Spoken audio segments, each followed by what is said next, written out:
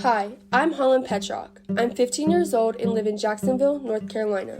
This is Climate Stories, Youth Report. A podcast by Coastal Youth Media and NC Health News exploring how climate change is shaping our neighbors' lives in unexpected ways. I'm your host. This podcast is produced by 8 youth producers living in rural coastal North Carolina.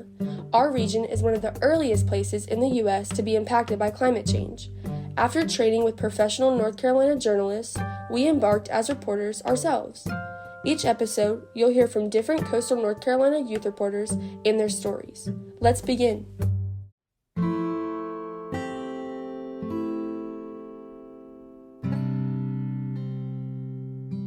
My name is Kai. This is my climate story. Is this way of living helping us or harming us? As a child, I remember being in the fields playing when somebody, usually one of the men in my family, would start a fire in a pit on our property that's about 2 or 3 feet deep and 30 feet long. All the doors on our family's property would open and folks would set their trash outside on their porches. My family members would come and pick them up and wheelbarrow it down to the pit.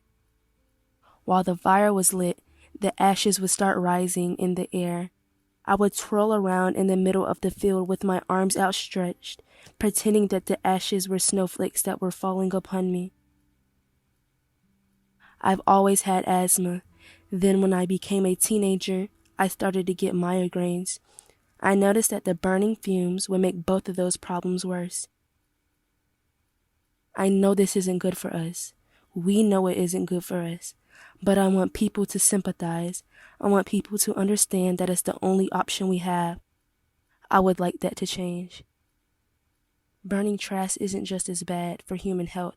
It pumps greenhouse gases into the atmosphere, which causes climate change, but we burn trash because we don't have access to waste collection. When you do burn trash and it decomposes, carbon dioxide and methane gas are created. These elements are both greenhouse gases, which play a big part in global warming.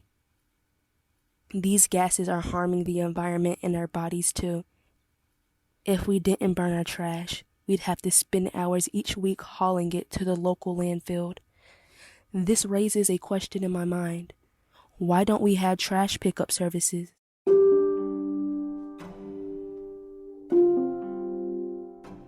Is it because we haven't sold our family land to a big developer? Is it because our neighborhood is black? Is it because the town we live near wants us to pay extra fees beyond the property taxes that we already pay? I'm really not sure, but I'd like to know. My family owns a large piece of land with 2 houses on it that are at least 5 people living in each home, so you can imagine how much trash we make in a week. We try to be as safe as we can be when burning it by making a designated trash pit in an open area, a couple 100 feet from the nearest house. Burning prohibited materials such as garbage, plastic and painted or treated wood is harmful to the environment because these materials release toxic chemicals that pollute our air. Polluted air can be inhaled by humans and animals and deposited in the soil and surface water and on plants. My family burns trash, much like many of our neighbors. This past week, I tried to ask various neighbors if I can interview them about air pollution due to us constantly burning trash, causing dangerous toxins to float up into the air. I was caught off guard by their bluntness when asking for permission to record our voices as they answered with a solid no. Turns out that in North Carolina, what we're doing is illegal when we burn our household trash according to documents from DEQ. While I sat wondering why my neighbors didn't accept my invitation, I couldn't help but to respect their decision as they come accustomed to this way of living. But as much as we and many others take these precautions, it doesn't help us from the deadly fumes, medical concerns, and environmental issues that burning creates. Thanks for listening to Climate Stories, Youth Report. Each episode, our coastal North Carolina youth reporters take you into a story about how climate change is shaping our neighbors' lives in unexpected ways. I'm your host, Holland Petrock. I'm 15 years old and live in Jacksonville, North Carolina. After going through a journalism and podcast training program coached by Coastal Youth Media and NC Health News journalists, our youth reporters produce stories about their home region.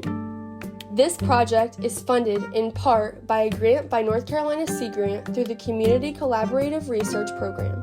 Coming up, another Climate Stories Youth Report episode.